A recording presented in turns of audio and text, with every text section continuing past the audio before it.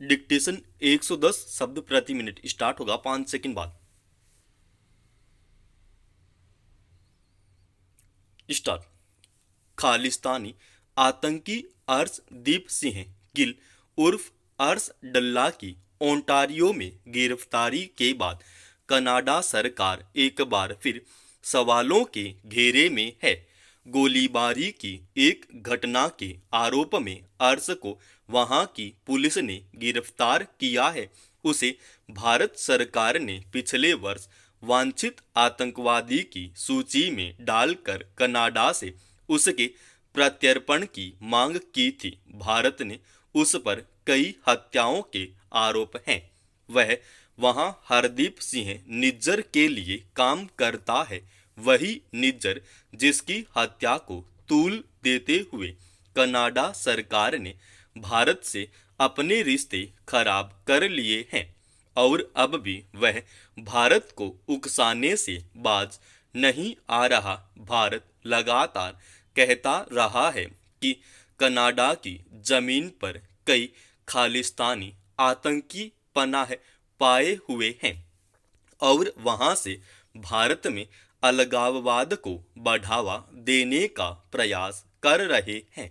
मगर कनाडा ने कभी भारत की किसी अपील को गंभीरता से नहीं लिया, बल्कि वह वहां खालिस्तान समर्थकों की भारत विरोधी गतिविधियों को नजरअंदाज करता रहा। निज्जर हत्या मामले में वह अभी तक कोई सबूत नहीं पेश कर सका है, मगर वह भारतीय खुफिया एजेंसियों, उच्चायोग के अधिकारियों, यहाँ तक कि गृह मंत्री पर भी आरोप लगा चुका है। कनाडा को अब भी यह बात समझ नहीं आ रही कि जिन आतंकियों को वह पोस रहा है वे अब उसके लिए ही सिरदर्द बनते जा रहे हैं। उनमें भी अब कई गुट बन गए हैं और मामूली रंजिश पर भी एक दूसरे पर गोली चलाने से परहेज नहीं करते। उनकी आपसी रंजिश के चलते भी कई खालिस्तानी आतंकी मारे जा चुके हैं।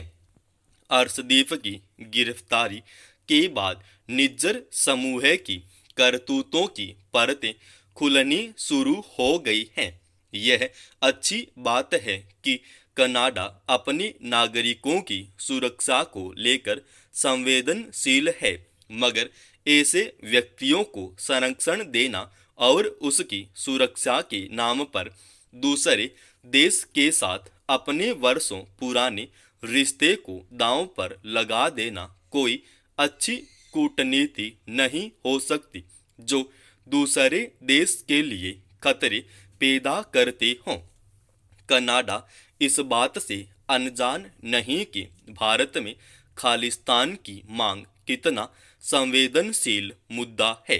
तो दोस्त, देश एक दूसरे की सुरक्षा, अखंडता और संप्रभुता की फिक्र करते हैं, मगर कनाडा सरकार ने एक ऐसे व्यक्ति के लिए भारत के साथ बेवजह दुश्मनी का वातावरण बना दिया जो भारत का वांछित आतंकवादी था। हरदीप सिंह निज्जर की हत्या को कनाडा ने इतना बड़ा मुद्दा बना दिया है कि उसके लिए वह आए दिन भारत के खिलाफ कोई न कोई विवाद खड़ा करने या कड़ा कदम उठाने का प्रयास करता है। अभी उसका भारतीय छात्रों के शिक्षा संबंधित त्वरित वीजा पर पाबंदी का फैसला भी ऐसा ही कदम है। इस तरह के फैसलों से कनाडा खुद अन्य देशों की नज़र में कमजोर साबित हो रहा है। अर्शदीप सिंह मामले में वह क्या कहेगा जो खुद वहां की कानून व्यवस्था के लिए चुनौती खड़ी कर चुका है? क्या वह उसके जरिए निज्जर के खालिस्तान समर्थक तंत्र की हकीकत तलाशने का प्रयास करेगा? अगर वह सचमुच इसे गंभीर लेकर तो शायद अर्शदीप सिंह से उसे कई तथ्य हासिल हो सकते हैं। अगर कनाडा आतंकी गतिविधियों में लिप्त लोगों के प्रति ऐसा ही दोहरा रवैया अपनाता रहा तो उसकी कानून व्यवस्था संबंधी चुनौतियां बढ़ेंगी ही।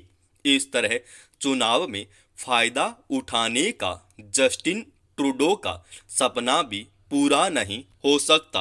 हत्या जैसे जघन्य अपराध को लेकर आम धारणा यही होती है कि उसके पीछे कोई बड़ा कारण होगा, मगर पिछले कुछ समय से जिस तरह बेहद मामूली बातों पर भी लोगों में आक्रामकता देखी जाने लगी है, झगड़े होने लगे हैं और कई बार गुस्से में उपजी हिंसा का अंत किसी की हत्या तक के साथ होने लगा है, वह हैरान करता है।